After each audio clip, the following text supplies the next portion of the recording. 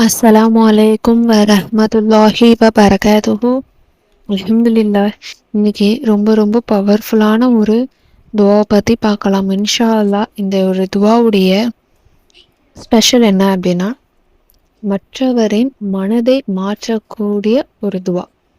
மற்றவரின் மனது அப்படிங்கும் பொழுது இது ஹலாலான விஷயத்துக்கு கண்டிப்பாக உங்களுக்கு கை கொடுக்கும். ஹராமான செயலுக்கு என்றைக்குமே உங்களுக்கு கை கொடுக்காது. மற்றவரின் செயல் அப்படிங்கும் பொழுது நீங்கள் ஏதோ ஒரு காரியத்துக்காக நீங்கள் போகிறீங்க. அந்த காரியத்தில் நல்ல விதமாக நடந்து முடியணும், அதில் அவங்களுடைய சம்மதம் கிடைக்கணும். இந்த ஒரு ஆளுடைய சம்மதம் கிடைச்சிட்டா என்னுடைய வாழ்க்கை நல்ல விதமாக நடக்கும், இந்த வாழ்க்கை எனக்கு நல்ல விதமாக அமையும், இந்த இந்த ஆளுடைய மனது மாற மாட்டேங்குது அப்படி நீங்கள் நினச்சாலும் சரி, இல்லை ரொம்பவும் செயல் ஹராமான வழிக்கு போகிறாங்க, அவங்க தீனுடைய பற்று வரணும், இஸ்லாத்துடைய அறிவு அவங்களுக்கு இருக்கணும், நம்மளுடைய மார்க்கத்துடைய கல்வி அவங்க தெரிஞ்சுக்கணும், நம்ம பக்கம் வரணும் அப்படின்னு நீங்கள் நினச்சிங்கன்னாலும் சரி, அதாவது நல்ல முறைக்கு சிம்பிளாக சொல்லணும் அப்படின்னா, நல்ல எண்ணத்துக்காக நீங்கள் ஒருத்தவங்களுடைய மனதை மாற்றணும் அப்படின்னு நினைக்கிறீங்க அப்படின்னா, இந்த ஒரு துவாவை நீங்கள் ஒரு குறிப்பிட்ட எண்ணிக்கையில் ஓதி அவங்களுடைய முகத்தை நினச்சிக்கிட்டு கண்ணை மூடிக்கிட்டு அவங்க மேலே ஓதி விடுறதா நினச்சி ஓதி விடுங்க. இல்லை அவங்க பக்கத்தில் இருக்காங்க அப்படின்னா அவங்க மேலே நீங்கள் இதை ஓதி விடுங்க. சில நாள்லேயே நல்ல மாற்றம் உங்களுக்கு கண்டிப்பாக கிடைக்கும்.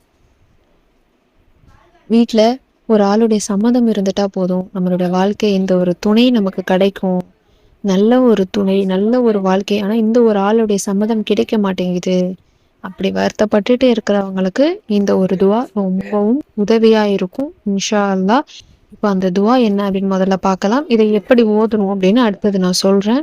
இப்போ அந்த துவா என்ன அப்படின்னா, யா முக்கல்லிபல் குலூபி சப்பித் கல்பி அலா தீனிக். யா முக்கல்லிபல் குலூபி சப்பித் கல்பி அலா தீனிக். யா முக்கல்லிபல் குலூபி சப்பித் கல்பி அலா தீனிக். இதனுடைய அர்த்தம் என்ன அப்படின்னா, இதயத்தை நிலை நிறுத்துபவனே, என்னுடைய இதயத்தை உன்னுடைய தீனின் மீது நிலை நிறுத்துவாயாக. இது ஒருத்தருடைய மனதை இஸ்லாத் ரீதியாக அவங்களுக்கு நல்ல முறையில் அவங்க தீனுடைய பற்ற ஆகணும் அப்படின்னு நினைக்கிறீங்க அப்படின்னா இந்த மாதிரி நீங்கள் ஓதுங்க. இல்லை நீங்கள் வேற ஒரு காரியத்துக்காக ஒருத்தருடைய மனதை மாற்றணும் அப்படின்னு நினச்சிங்க அப்படின்னா அந்த கல்விங்கிற வார்த்தையோட முடிச்சுக்கணும். அலா தீனிக் ஓதாதீங்க. அதாவது யா முகல்லிபல் குலூபி சப்பித் கல்பி அப்படிங்கிற வார்த்தையை உங்களுக்காக நீங்கள் ஓதுறீங்க அப்படின்னா சப்பித் கல்பி அப்படின்னே ஓதுங்க. இதே நீங்கள் மற்றவங்களுக்காக ஓதுறீங்கன்னா சப்பித் கல்புஹு அப்படின்னு ஓதணும். அதாவது யா முகல்லிபல் குலூபி சப்பித் கல்புஹு அப்படின்னு நீங்கள் ஓதணும். தனக்காக ஓதுறதா இருந்தால் யா முகல்லிபல் குலூபி சப்பித் கல்பி அப்படின்னு ஓதுங்க. தீனுக்காக ஓதுறீங்க, மார்க்கத்துடைய பற்று வரணும் அப்படின்னு நினைக்கிறவங்களுக்கு அலா தீனிக்குங்கிற வார்த்தையை சேர்த்துக்கோங்க. கண்டிப்பாக நல்ல பலன், நல்ல மாற்றம் கிடைக்கும்.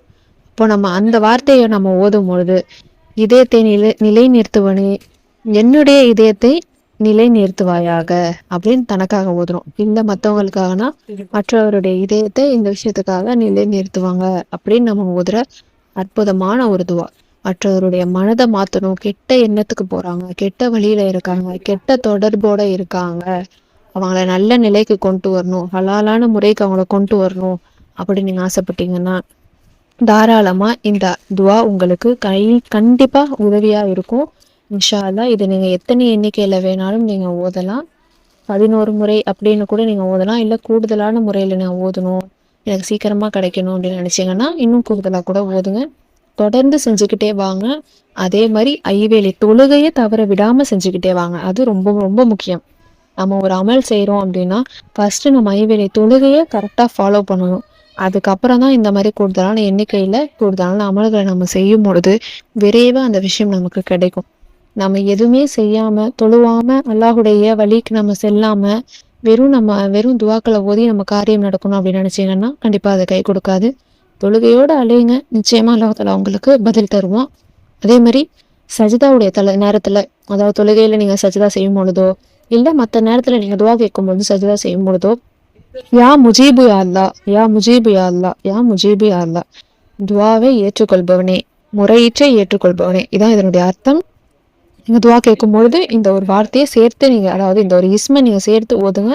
விரைவாவே உங்களுடைய துவா நிச்சயமா கபூலாகும். ஏன்னா அல்லாஹ்வுக்கு அழகிய திருநாமங்கள் இருக்கு. அதுல நம்ம எதை ஓதி துவா கேட்டாலும் அந்த தன்மைக்கேற்ப நம்மளுடைய விஷயம் நடக்கும். அப்ப நம்ம துவாவை ஏற்றுக்கொள்பவனே என்னோட துவாவை ஏற்றுக்கோ அப்படின்னு நம்ம கேட்கும் பொழுது அதுவும் ஒரு திருநாமம். அப்போ அந்த விஷயம் நமக்கு நடக்கும். நம்ம கேட்கிற துவா நமக்கு நிச்சயமா அல்லாஹ் தாலா பதிலளிப்பான். அதுல எந்த ஒரு சந்தேகமும் கிடையாது. அல்லாஹ்வும் ரசூலும் வாக்களித்த ஒரு விஷயமா இருக்கு. அதனால இந்த ஒரு துவா ஓதுங்க. கூடுதலா அந்த ஒரு இஸ்மையும் சேர்த்து ஓதிட்டே வாங்க. கண்டிப்பா நீங்க ஆசைப்படுற மாதிரி உங்க வாழ்க்கை நல்ல விதமா மாறும். அதற்கு யாருடைய மனம் மாறணும் அப்படின்னு நீங்க நினைக்கிறீங்களோ அவங்களுடைய மனம் நல்ல விதமா மாறி உங்க வாழ்க்கை நல்ல விதமா இருக்க அல்லாஹ் எல்லாம் வல்ல அல்லாஹ் தாலா உதவி செய்வானாக. ஆமீன். இந்த வீடியோ உங்களுக்கு பயனுள்ளதா இருந்துச்சு அப்படின்னா லைக் பண்ணி ஷேர் பண்ணி சப்ஸ்கிரைப் பண்ணிக்கோங்க. இன்ஷா அல்லாஹ் அடுத்த வீடியோல பார்க்கலாம். அஸ்ஸலாமு அலைக்கும் வரஹ்மத்துல்லாஹி வபரகாத்துஹு.